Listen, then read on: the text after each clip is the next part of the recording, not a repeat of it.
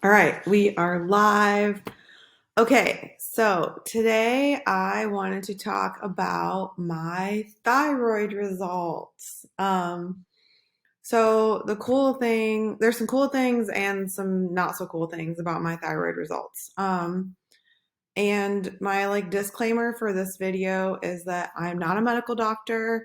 I'm not formally trained in how to read lab work. I recognize that maybe this method of testing, it's called blood spot testing, is maybe not as accurate as when you would go into an office, have blood drawn, send off to a lab. So there's a lot of things that need to be considered when interpreting lab results. So I am going to talk about my lab results and how I'm interpreting them based on my data, my personal experience, and then the research that I've done. So this is not a suggestion for how to interpret your labs. This is just what I think about what my readings have been.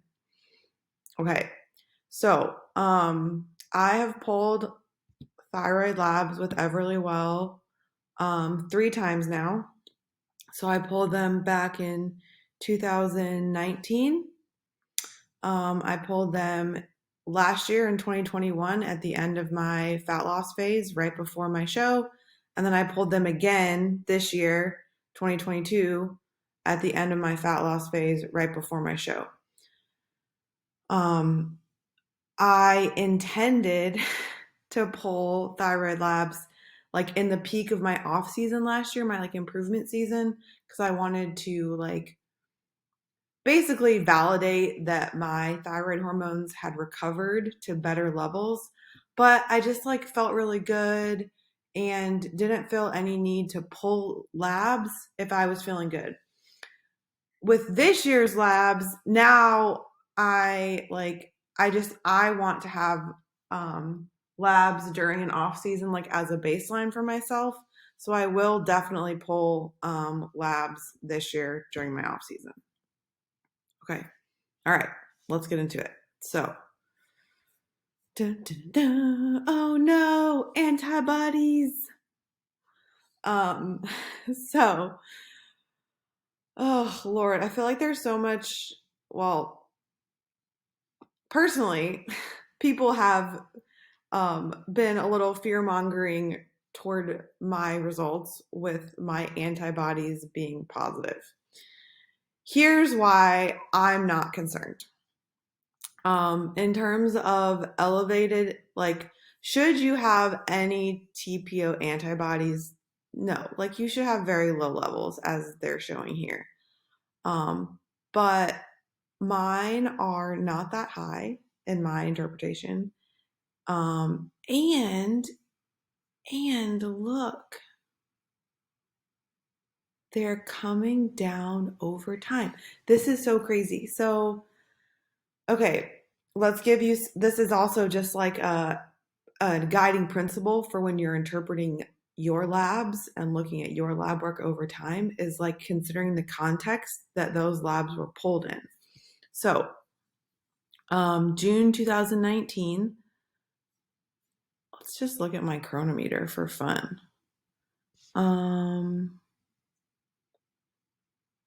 Trends. So let's go back to 2019. Let's go just to the month before. So let's go to May.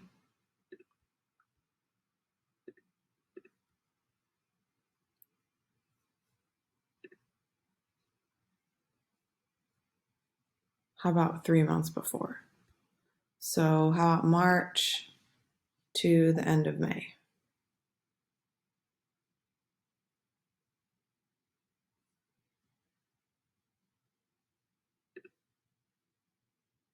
Let's see what the situation was. Okay, so do you see how low my carbs are? So this was right after my keto adventures. So based on some feedback that I got from a functional doctor at the end of 2018, um, she recommended that I basically go keto for a few months. And based on the information I had at the time and how much I trusted her opinion, I said, okay. So, I think I was primarily keto. Let's edit these custom dates one more time. I think if we look at February, oops, March, April. How about we do February through April? I think this is when I was primarily keto. Oh, yeah, there we go. There's some keto numbers for you. So, I was primarily keto for a few months and then started reincorporating carbs back into my diet. Okay, so I had been keto for a few months and then started reincorporating carbs. This was at a time when I was dealing with, according to doctors I was working with, SIBO, leaky gut, adrenal fatigue, blood sugar dysregulation, et cetera, et cetera. Like I was really not feeling good during this time. Um, so it was interesting when I finally pulled these thyroid labs in June. Even once I had reincorporated carbs, that yeah, I still had, I mean, again, low on the scale of antibodies. Um, Definitely not like normal or optimal, but it's still, elevated according to this test. So I was like, okay, well, that's interesting. At that time, let's see what my other labs were. My free T3 was like okay. Free T4 was fine. And TSH was 1.6, which is arguably like the best that lab has been. Um, so, okay. So then what I think is interesting is that these antibodies have continued to come down over time. So even at the end of a diet phase in August of last year, um, they were lower from where they started. Oh my gosh. Okay. So that reading was 287. I didn't realize it was that high. So that's interesting. So it came down to 146 last year, and then this year was down to 109. So in my brain, like, is it a red flag to have antibodies? May potentially.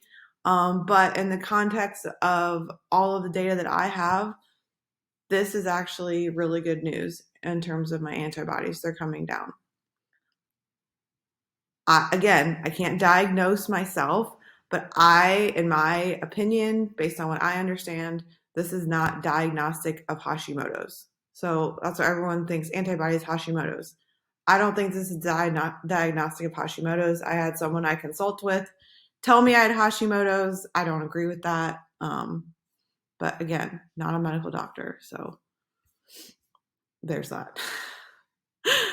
Let's see. I mean, this is actually kind of interesting in that my free T3 hasn't really changed that much. I don't really feel like there's too much of a story there. Not too much of a story with free T4, which is kind of like should go up if your body like thinks it needs to like be like it's kind of like your energy reserve basically. Um, and then I mean I think this is interesting because for TSH, a lot of like functional docs want you way closer to this like zero point 0.5 mark.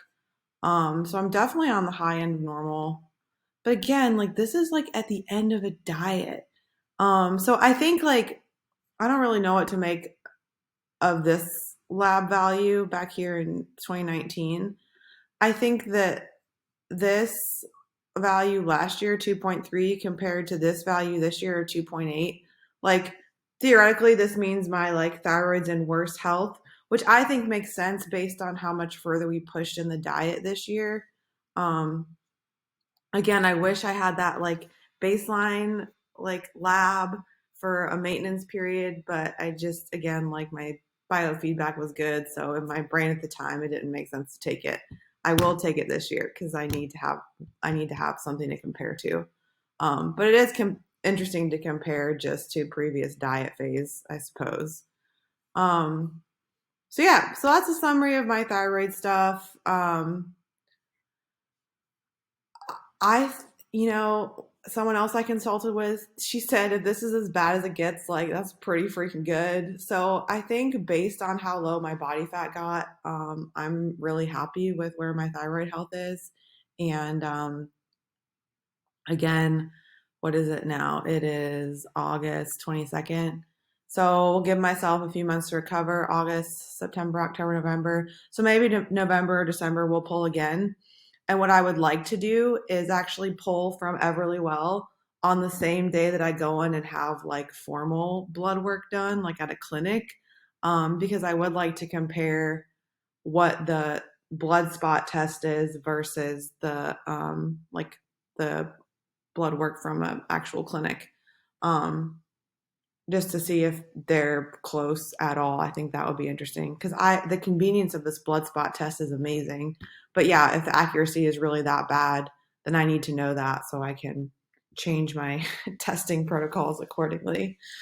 So that's the plan, is get blood spot testing from Everlywell done at the same time as I do my like blood work in a clinic later this year, so we have really good actual baseline data once my metabolism has recovered from this diet phase. And yeah, I think again the takeaway that I hope you guys get from this video is, um, please don't take your labs at surface value. Please consult with professionals in the field if you're concerned. Um, and yeah, like I think different physicians, medical providers interpret labs in different ways. So um, if something doesn't like feel right or sound right, like don't be afraid to talk to somebody else.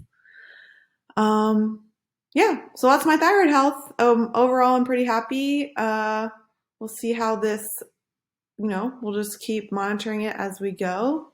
So yeah, thanks for listening.